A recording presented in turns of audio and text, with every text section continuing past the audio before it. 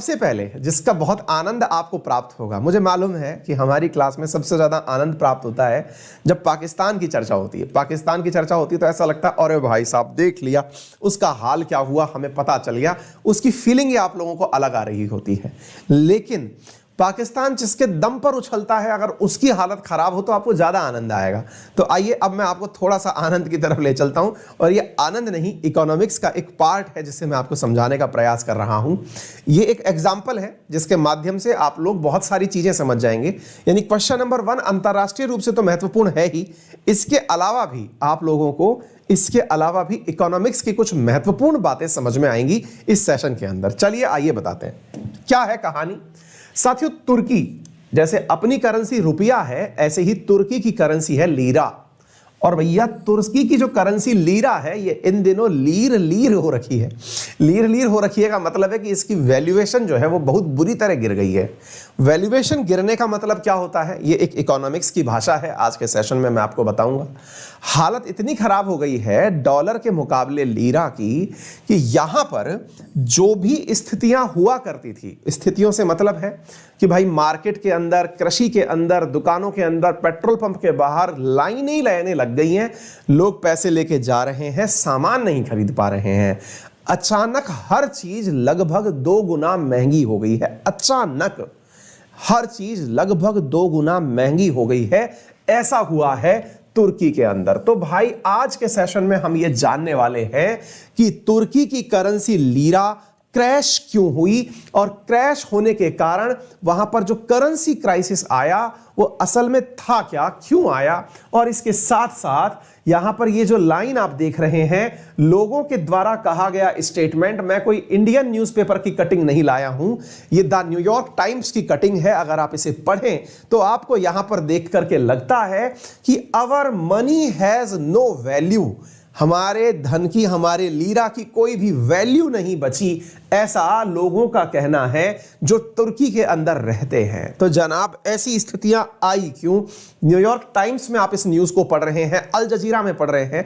आप ये ना सोचें कि सर आप हमको खुश करने के लिए तुर्की की न्यूज़ लाए ना, भैया हम नहीं लाए। अंतर्राष्ट्रीय अखबारों में जो खबर चल रही है हम वो सिखाएंगे, और हम तुर्की पे कम और आपको कंसेप्ट पे फोकस ज्यादा करेंगे। आपको इकोनॉमिक्स का एक बेहतरीन कंसेप्ट आज के इस सेशन से, ठीक है ना, आज को यहां से समझ में आएगा, बेहतरीन है। आइए चर्चा करते हैं। आप यहां पर कुछ प्रदर्शनकारियों को प्रदर्शन करते हुए देख रहे हैं। यहां पर लोग सरकार विरोधी नारे लगाते हुए दिख रहे हैं। कारण यह है, आप जरा विचार करिए कि आप कल कभी मार्केट में गए थे, आप कभी दुकान पर गए थे और आपने वहां देखा कि आपने जो सामान कल, उदाहरण के लिए हम ऐसा मान लेते हैं कि कल आपने कोई सामान 100 रुपए का खरीदा था, उदाहरण के लिए, अचानक आज आप जाते हैं, आपकी डेली रूटीन का वो सामान है और वो कोई ये कहता है कि ये सामान अब 100 का नहीं साहब 200 का हो गया है। ऐसी स्थिति में तुरंत आपका जो दिमाग है वो एकदम ठनक जाएगा कि यार मैं तो 100 ही लाया था, इतनी तो कमाई भी नहीं बढ़ी जितना कि आपने भाव बढ़ा दिया। अचानक एक चीज के साथ वस्तु हुई हो तो समझ में आए, जैसे इंडिया में प्याज टमाटर के साथ कभी कभी होता है। लेकिन आप पता चल रहा है कि पेट्रोल भराने गए तो पता चल रहा है कि भाव बढ़ गए, कपड़े खरीदने गए तो भाव बढ़ गए, लगभग हर चीज डबल कीमत की हो गई और महीने भर के अंदर डबल की डबल हो गई। आप इस चीज को थोड़ा बर्दाश्त नहीं कर पाएंगे, और नहीं कर पाएंगे तो विरोध करेंगे। चलिए तो अब मैं थोड़ा सा आप लोगों को बताता हूं लीरा की स्थिति क्या है, क्यों इसके बारे में इतना विरोध हो रहा है, मैं आपको थोड़ा बताता हूं। देखिए, जैसे इंडिया की करेंसी रुपया है, अमेरिका की करेंसी डॉलर है, ब्रिटेन की करेंसी पाउंड स्टर्लिंग है, जापान की येन है।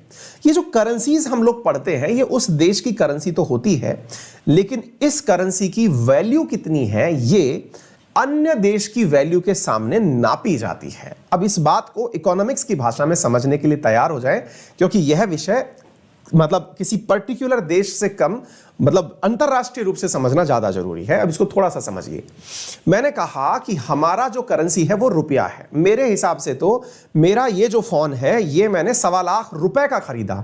अगर मैं डॉलर में बात करता और मान के चलता कि मेरा एक जो डॉलर है वो डॉलर 50 रुपए का होता, मेरा एक जो डॉलर है यानी अमेरिका का डॉलर है वो 100 रुपए का होता, तो मेरे इस फोन की कीमत अकॉर्डिंगली डबल हो जाती। मान लीजिए कि मैंने जब ये 1.25 लाख रुपए का खरीदा, उस समय तक डॉलर की कीमत $1 बराबर 50 रुपए थी।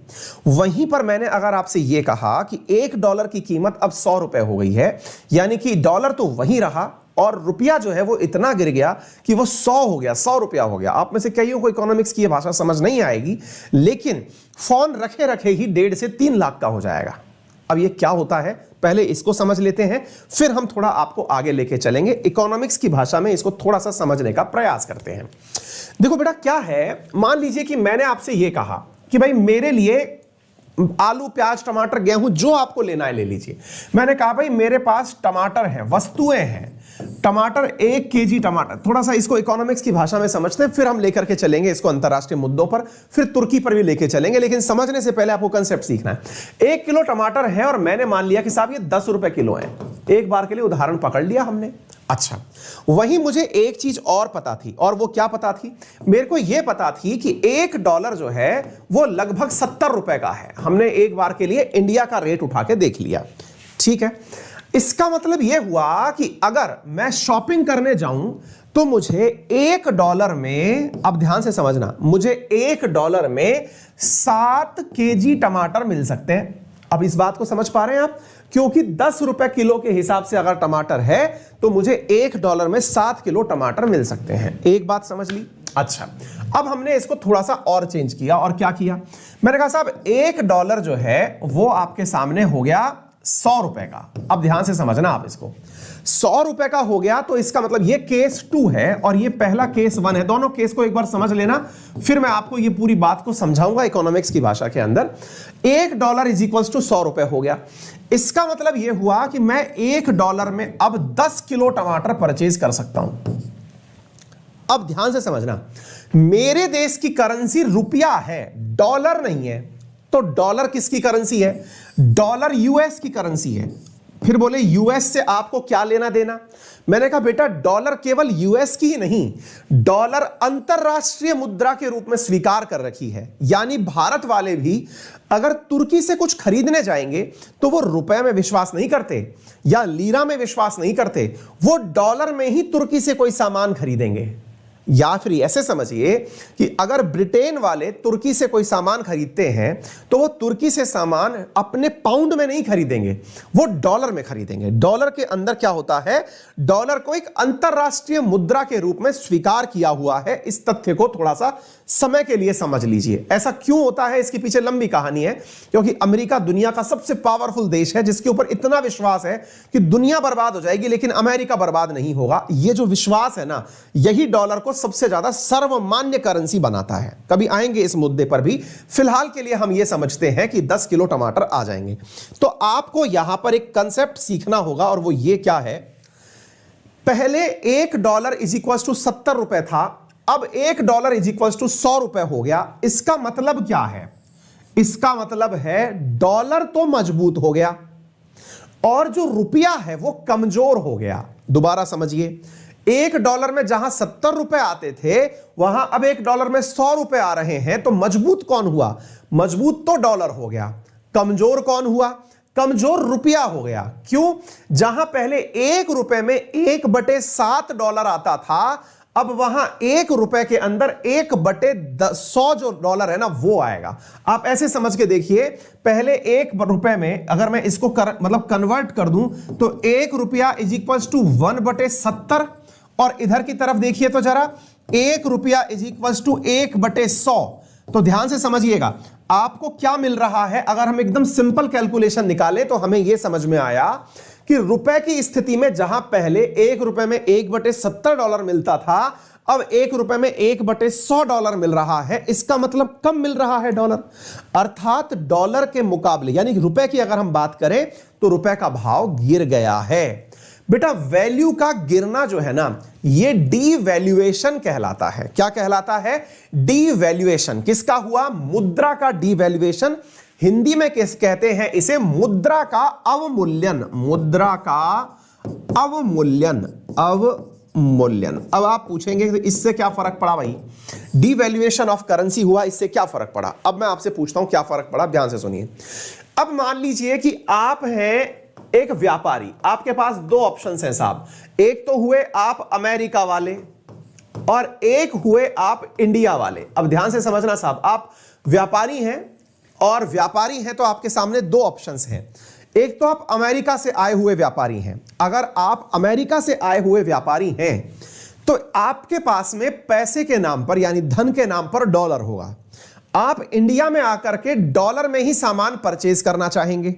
आपको तो इंडिया का हाल ही नहीं पता कि इंडिया में चल क्या रहा है, आपको तो केवल डॉलर में माल खरीदना था।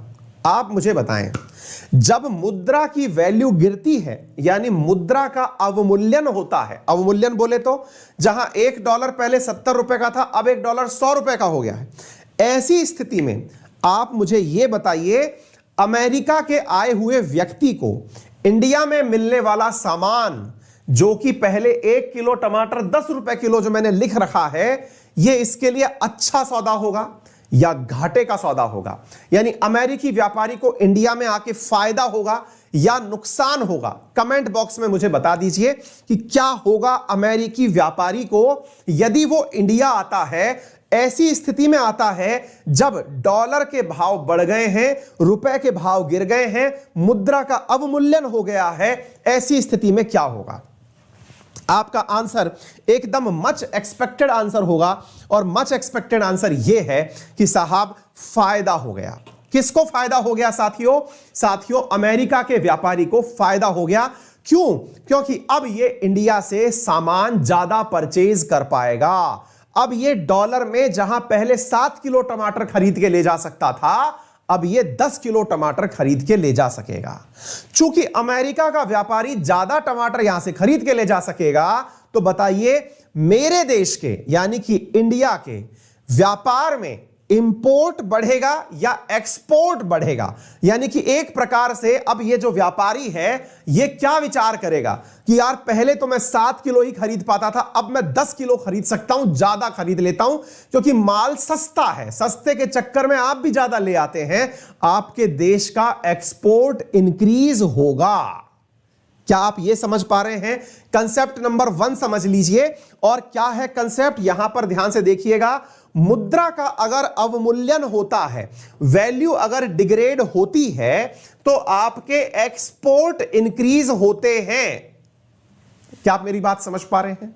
व्यापार में आपको लाभ होता है। इसी बात को मान करके कई बार खुद कुछ देश अपने करेंसी के भाव गिरा देते हैं, अपने वैल्यू के भाव गिरा देते हैं, जो कि आपने कई बार चीन के केस में देखा है। वो डॉलर के मुकाबले अपने यहां की जो रेन मिनबी है उसको धीरे से कम कर देता है, युआन जो है उसको कम कर देता है। आई इतनी बात समझ में? अब कंडीशन नंबर 2 लेते हैं। कंडीशन नंबर 2 क्या है? कंडीशन नंबर 2 इसी वाले मुद्दे को थोड़ा सा अलग तरीके से समझते हैं। जैसे मैंने आपको कहा एक्सपोर्ट तो इंक्रीज हुए साहब, लेकिन आपके सामने ऑप्शन नंबर 2 है। ऑप्शन नंबर 2 क्या है? आपके देश में अधिकांश सामान इंपोर्ट किया जाता है। आपके केवल टमाटर बिकने वाले नहीं हैं। आप इसी परिस्थिति में एक और विचार कीजिए। यह तो खुशी थी कि आपके एक्सपोर्ट बढ़ गए, लेकिन जरा उल्टा चलते हैं। उल्टा क्या चलते हैं भाई? मुझे अमेरिका का सामान परचेज करना है, मुझे दुनिया के देशों से सामान परचेज करना है। जैसे मुझे दुनिया के देशों से तेल परचेज करना है, मुझे इलेक्ट्रॉनिक गुड्स परचेज करना है, मैकेनिकल गुड्स परचेज करना है, दवाइयां परचेज करनी है, हवाई जहाज परचेज करने, हथियार परचेज करने हैं। मेरे पास तो रुपया ही था। मेरे पास तो पहले 70 रुपए के अंदर $1 मिलता था, अब 100 रुपए में डॉलर हो गया है। मतलब डॉलर तो मजबूत हो गया, मेरा रुपया गिर गया। अब आप मुझे बताइए कि मेरे इंपोर्ट जो मैं करने वाला हूं वो इंपोर्ट आसानी से होंगे या मुश्किलों से होंगे? आसान से आप एक पॉइंट ध्यान से समझ चुके होंगे, आसान भाषा में समझ चुके होंगे कि सर इंपोर्ट तो बहुत महंगे हो गए। अब बहुत महंगे हो गए का मतलब जहां आप 70 रुपए में आराम से 2-4 गोलियां खरीद लेते, अब आपको अपने देश का 100 रुपया खर्च करना पड़ेगा, तब जाकर के आपको 2 गोलियां मिलेंगी। इसका मतलब आपका इंपोर्ट जो है वो प्रभावित हो जाएगा, यानी कि इंपोर्ट महंगा हो जाएगा। अब ध्यान से सुनिएगा, इंपोर्ट महंगा हो जाएगा, और महंगा हो जाएगा तो इसका मतलब यह है कि यह कम भी हो जाएगा। अब आप पूछेंगे ओहो ये तो बहुत अच्छी बात हो गई कि इंपोर्ट कम हो गए, एक्सपोर्ट इंक्रीज हो गए। हर व्यक्ति, हर नेता यही तो चाहता है।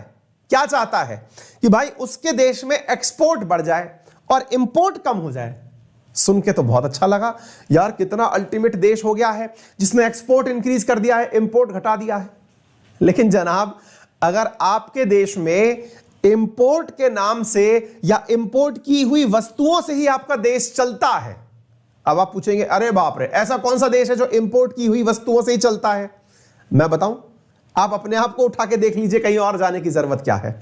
आप जिस मोबाइल में मुझे देख रहे हैं, यह मोबाइल भी चाइना का है, चाइना से बना हुआ आया है। कोरोना काल में इस मोबाइल के अंदर आने में दिक्कतें हो गई थी क्योंकि इंपोर्ट रुक गए थे। आपका मोबाइल ब्लैक में मिला था। जो मोबाइल आप लोग आज 10,000 में खरीदे थे वो पहले 15,000 तक भी पहुंच चुका था, 12,000 का पहुंच गया था। लैपटॉप जिसमें आप मुझे सुन रहे हैं, ये मिलने में ब्लैक मार्केटिंग होने लग गई थी, मिल ही नहीं रहा था। यानी कि जब आपका देश ऑलरेडी इंपोर्ट पे डिपेंडेंट है तो आपका यह कदम आत्मघाती हो सकता है, क्योंकि आपके देश के अंदर तरक्की के नाम पर वो इंपोर्टेड वस्तुओं का बहुत बड़ा योगदान है। जरा विचार करिए, मेरे देश में अधिकांश तेल इंपोर्टेड ही है, ऑयल जो है वो इंपोर्टेड ही है।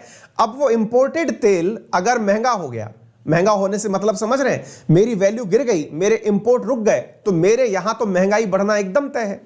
छोटा सा विचार लगाएं कि एक बार के लिए अगर मैंने ये कह दिया कि भाई रुपए की वैल्यू गिर गई, तो आप मुझे सोच के बताएं कि आपने जो तेल मंगवाना है बाहर से, पेट्रोल, डीजल या केरोसिन जो भी मंगवाना है, वो सस्ता आएगा कि महंगा आएगा? आंसर है ऑब्वियस सी बात है सर, महंगा आएगा, क्योंकि आपकी तो हालत खराब हो रखी है। ऐसी स्थिति में आप तेल या तो कम मंगाएंगे, और तेल अगर पूरा मंगा लिया तो सब वैल्यू एडिशनल जुड़ जाएंगी। इसका मतलब आपके देश के अंदर महंगाई तो ऑटोमेटिक इंक्रीज हो जाएगी। यानी कि इसके दो पक्ष हैं। पहलू नंबर एक, मुद्रा जब डिवैल्यूएट करती है तो एक्सपोर्ट इंक्रीज होते हैं, ये अनडाउटेबली सही है। लेकिन जब मुद्रा डिवैल्यूएट करती है तो इंपोर्ट भी महंगे हो जाते हैं। अपने आप में इंपोर्ट की हालत ऐसी हो जाती है कि आप ना चाहते हुए भी देश के अंदर इंपोर्ट कम होने से डिमांड इंक्रीज होने लगती है। जब सप्लाई कम है, डिमांड बढ़ गई है, तो वस्तुएं महंगी मिलने लगती हैं। और यही स्थिति बनी है वर्तमान में तुर्की के अंदर। क्या हुआ है, आइए अब तुर्की के मुद्दे को ऊपर हम चलते हैं ताकि आप इस बात को समझ पाएं। फिलहाल के लिए इतना जान लीजिए कि $1 में 13 लीरा आती हैं।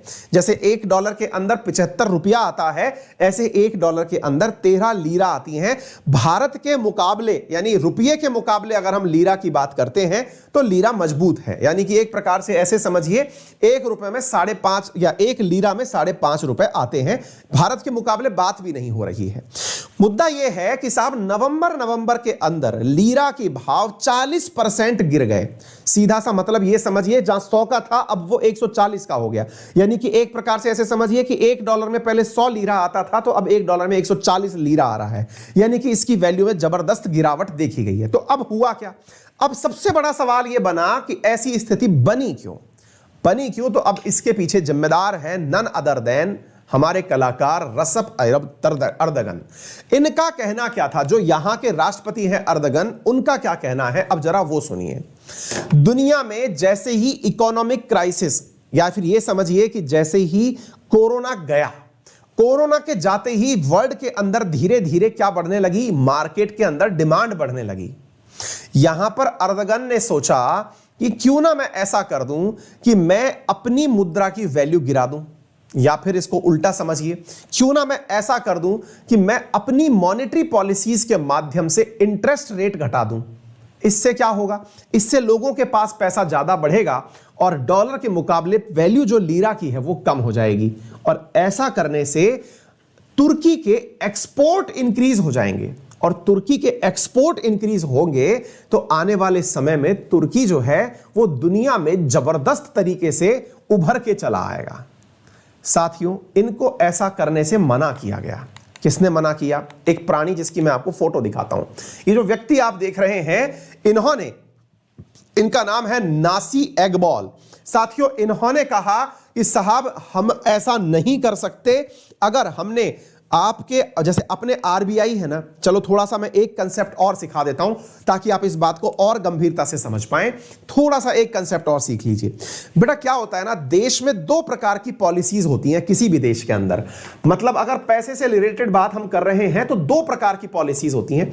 एक पॉलिसी का नाम होता है फिस्कल पॉलिसी और एक पॉलिसी का नाम होता है मॉनेटरी पॉलिसी। मॉनेटरी पॉलिसी साथियों, मॉनेटरी पॉलिसी जो होती है ना, वो किसी भी देश की जो सेंट्रल बैंक होती है वो फॉलो करती है। जैसे मान लीजिए हमारे यहां पर आरबीआई है, मॉनेटरी पॉलिसी आरबीआई के द्वारा लीड की जाती है। वहीं जो फिस्कल पॉलिसी होती है, उस फिस्कल पॉलिसी को साथियों जो देश की खुद की मतलब एक तरह से वित्त मंत्रालय है, उसके द्वारा, फाइनेंस मिनिस्ट्री के द्वारा लीड किया जाता है। जिसके अंतर्गत आप देखते हैं कि सरकार ने कृषि के लिए इतना बजट रिलीज कर दिया, सरकार ने विज्ञान के लिए इतना बजट, डिफेंस के लिए इतना बजट रिलीज कर दिया, वो ये वाला पार्ट है। आरबीआई के द्वारा जो मॉनिटर होती है वो मॉनेटरी पॉलिसी होती है, जिसमें आरबीआई आपको सस्ते लोन देना या फिर लोन के एफडी के ऊपर ज्यादा ब्याज देना, रेपो रेट का घटाना बढ़ाना, रिवर्स रेपो रेट का घटाना बढ़ाना, ये सब करती है। ऐसे ही तुर्की के अंदर भी उनकी अपनी रिजर्व बैंक है। उस रिजर्व बैंक ने जो पॉलिसी निकाली उसका नाम मॉनेटरी पॉलिसी हुआ। अब उस मॉनेटरी पॉलिसी के लिए वहां पर कोई गवर्नर रहा होगा, जैसे अपने यहां शक्तिकांत दास है। उनमें से एक गवर्नर का नाम है जो कि यहां पर रहा, उसका नाम क्या है? नासी एगबॉल। नासी एगबॉल 2021 में अर्दगन से मना किए थे कि कृपया करके आप हमारी पॉलिसी में इंटरफेयर मत करना, क्योंकि बैंक अपने द्वारा चलता है, राजनेताओं के कहने से नहीं चलता, आपके विजन से नहीं चलता। अर्दगन नहीं माने और अर्दगन ने इन्हें ही नौकरी से हटा दिया। 2021 के अंदर अर्दगन ने इस व्यक्ति को ही नौकरी से हटा दिया। बोले तुमको बैंकिंग नहीं आती, मुझको आती है। इस व्यक्ति को नौकरी से हटा दिया। यह व्यक्ति जब नौकरी से हटाया गया 2 साल के अंदर अंदर, तो इसने इसके हटते ही यहां पर क्या किया गया? इसको हटाते ही यहां पर तुरंत इन्होंने मॉनेटरी पॉलिसी के अंदर छेड़खानी शुरू कर दी और अर्दगन ने अपना नया व्यक्ति यहां अपॉइंट कर दिया, जिसका नाम था सहब। आपको जानने की जरूरत नहीं है कि क्या नाम था, क्यों था, लेकिन मैं आपको बता रहा हूं। इस व्यक्ति को हटा करके यहां की मॉनेटरी पॉलिसी के लिए एक नया व्यक्ति नियुक्त कर दिया गया। यह सारी बातें वही मानता था जो अर्दगन कहते थे। और अर्दगन ने क्या किया? इस व्यक्ति से कहा, आरबीआई के गवर्नर से, वहां की आरबीआई के गवर्नर से, कि बेटा तुम एक काम करो, तुम यहां पे अपना इंटरेस्ट रेट कम कर दो। बोले उससे क्या होगा? बोले उससे लोगों के पास ज्यादा लीरा पहुंच जाएगा। ज्यादा लीरा पहुंच जाएगा तो क्या होगा? बोले एक्सपोर्ट इंक्रीज हो जाएगा। बोले एक्सपोर्ट इंक्रीज होगा तो बोले बहुत बढ़िया, हमारा देश ग्रो करने लग जाएगा। इन भाई साहब ने ये वाली जो बात थी, ये यूनिडायरेक्शनल सोच ली। एक तरफ से सोच ली कि एक्सपोर्ट इंक्रीज हो जाएगा, लेकिन ये भूल गया कि इसके देश में बहुत सारा सामान इंपोर्ट किया जाता है। और मुसीबत वहीं फंस गई। फंस ये गई कि एक्सपोर्ट तो इंक्रीज होने शुरू हो गए, लेकिन इंपोर्ट के नाम पर साहब इसके साथ दिक्कतें होना शुरू हो गई। अब इसको अपने द्वारा भांडा भी तो फोड़ना था, किसी के ऊपर जाकर के अपना गुस्सा भी तो निकालना था। तो गुस्सा किस पे निकालता? तो देखिए, पहली बात तो ये हो गया कि दिमाग था नहीं और दिमाग लगा दिया गया है ना। आजकल क्या है, राजनेताओं को सब कुछ आता है। राजनेताओं को मतलब साइंस एंड टेक्नोलॉजी भी आती है, वो बता सकते हैं कि लैंडिंग कब करानी है। उन्हें डिफेंस भी आता है, वो ये बता सकते हैं कि बादल होंगे तो क्या फायदा होगा। ऐसे ही उनको इकोनॉमिक्स भी आती है कि सरकार को ऐसा करना चाहिए, क्योंकि राजनेता है ना वो व्यक्ति, तो उसको सब आता है। यानी वो दुनिया की पता नहीं कौन सी पढ़ाई ऐसी पढ़ लिया है जो कि इतना पढ़ा लिखा आदमी नहीं जानता, लेकिन राजनेता सब जानता है। तो भाई साहब इस व्यक्ति को भी ऐसा ही मतलब उल्टा सीधा दिमाग में बैठ गया कि भाई इसको सब कुछ आता है, और इसने इनको डायरेक्शन दे दी जो ऑलरेडी बेचारे पढ़े लिखे लोग बाग थे, और वो इसकी बातों में आ गए। हालात ये हो गए कि तुर्की की लाइनें लग गई हैं, सड़कों के ऊपर लोग खड़े हो गए हैं कि भाई अब हम करें क्या? जो सामान हमको खाना है अब वो डबल महंगा हो गया है। अब इसके लिए क्या किया जाए? किसको जिम्मेदार ठहराया जाए? अब ये अपने ऊपर तो भाना वो नहीं कर सकता, जिम्मेदारी ले नहीं सकता, तो क्या करें? तो भाई जिम्मेदारी के लिए एक ही व्यक्ति मिलता है, और वो कौन है? यूरोपियन वर्ल्ड ने हमारे साथ धोखा किया है। बोले आपके साथ क्या धोखा कर दिया साहब उन्होंने? बोले हमको खराब दिखाने के लिए प्रयास किया जा रहा है। हमारे जो एक्सपोर्टेड वस्तुएं हैं, जो हम लोग एक्सपोर्ट करते हैं, वो तो सस्ते दामों में खरीद रहे हैं। खुद लोग जो अपना माल हमारे पास भेज रहे हैं वो महंगा करके भेज रहे हैं ताकि हमारे देश में महंगाई बढ़ जाए। बहुत बढ़िया साहब, इसीलिए तो राजनेताओं से सब बच के रहना चाहते हैं। तो ये है साथियों पूरी की पूरी स्थिति। अब जब इनके ऊपर ये सारी बातें आई तो इनको समझाया गया कि साहब देखो, आपकी जिद के आगे हालात खराब हो जाएंगे। तो फिर इन्होंने तुरंत एक डिसीजन लिया, और तुरंत डिसीजन क्या लिया? जैसे इंडिया में अपनी आरबीआई के पास में फॉरेक्स रिजर्व है, यानी विदेशी मुद्रा भंडार है, तो विदेशी मुद्रा भंडार है, तो इन्होंने तुरंत दिमाग लगाया, बोले 1 मिनट, आप लोगों को परेशानी क्या है? परेशानी यह है कि आप अपना सामान बेचते हो तो बेचने से तो डॉलर मिलता है, लेकिन जब खरीदते हो तो लीरा में खरीदते हो। बोले हाँ, चिंता क्यों, अपन भी डॉलर में ही खरीदेंगे। बोले कैसे खरीदोगे? बोले अपने पास जो विदेशी मुद्रा भंडार भर के रखा हुआ है ना, अपन ने जो विदेशी मुद्रा भंडार भर के रखा हुआ है वो कब काम आएगा? निकाल लो उसको, उससे सामान खरीदो, लीरा से मत खरीदो। फिर लोगों ने दिमाग पकड़ लिया। अरे बोले भाई साहब, महान बुद्धि, यहां पर इस बात को समझने का प्रयास करो कि जा आपका फॉरेक्स रिजर्व रहा है, यानी कि वो डॉलर जाए या आपका लीरा जाए, बात एक ही है। लेकिन इनको ये बात भी नहीं समझ में आई, क्योंकि ये अर्थशास्त्री भी बन गए हैं। ये वो दुग्गल साहब हैं। अगर आपने एक फिल्म देखी हो, मुझसे शादी करोगी, उस फिल्म के अंदर दुग्गल साहब हैं। वो दुग्गल साहब कभी कभी बहुत अच्छे डॉक्टर होते हैं, कभी कभी बहुत अच्छे इंजीनियर होते हैं, कभी पुलिस वाले होते हैं। ऐसी ही राजनेताओं को भी आजकल भूख सवार हो रखी है। कभी ये अर्थशास्त्री होते हैं, कभी ये अंतरराष्ट्रीय मामलों के जानकार होते हैं, कभी ये रक्षाविद होते हैं। ये बहुत सारे किरदार निभाते हैं राजनेता। तो ऐसी स्थिति में साहब इन्होंने क्या किया, अपना फॉरेन रिजर्व भी बेच डाला। ये कल की न्यूज है। इन्होंने साहब तुरंत ये निर्णय लिया कि सेंट्रल बैंक से कहो कि वो अपना फॉरेक्स रिजर्व बेचे और उसी से माल खरीदेंगे। लोगों ने कहा प्रभु, फॉरेक्स रिजर्व खत्म हो जाएगा तो देश खत्म हो जाएगा। बोल नहीं, अपन को क्या है, अपन को लीरा खर्च नहीं करना है। बोले वाह, महाबुद्धि। तो उम्मीद है आपको यह बात समझ में आ गई होगी कि लीरा की हालत लीर लीर क्यों हुई। अब रही सही हालत तो आपको पता ही है। अब आप पूछेंगे सर लेकिन फिर भी किया तो किसी ने बुरा ही है उसके साथ में। किसके साथ में? तुर्की के साथ में बुरा तो किया है सर। लोगों को थोड़ा सस्ते दामों पर सामान मिलना तो चाहिए था सर। हाँ बिल्कुल मिलना चाहिए था, लेकिन इसको थोड़ी सजा के रूप में प्यार मोहब्बत भी तो दी गई है। बोले किस बात की? बोले भैया इसको ग्रे लिस्ट में डालने का थोड़ा तो आनंद मिलना चाहिए। बोले क्यों? बोले भैया ये जिस तरह से FATF के अंदर पाकिस्तान का साथ देने लगा हुआ था फाइनेंशियल एक्शन टास्क फोर्स में, तो भैया अंतरराष्ट्रीय संस्थाओं ने उठा करके इसको डाल दिया पाकिस्तान के साथ में थोड़ा समय बिताओ। अब साहब हम तो डूबेंगे सनम, तुम्हें भी ले डूबेंगे। हालत वही हुई और निपट दोनों गए। फिलहाल के लिए तुर्की के हालात ऐसे ही हैं। कुछ भी सुधार अगर इसमें होता है तो हम जरूर बताएंगे। ठीक है, एक चीज यहां पर और जान लीजिएगा, एक्सपोर्ट इंक्रीज, इंपोर्ट महंगा, इससे लगता क्या है? अब मैं आपको एक छोटी सी चीज और बता देता हूं, फिर हम तुरंत आगे बढ़ेंगे।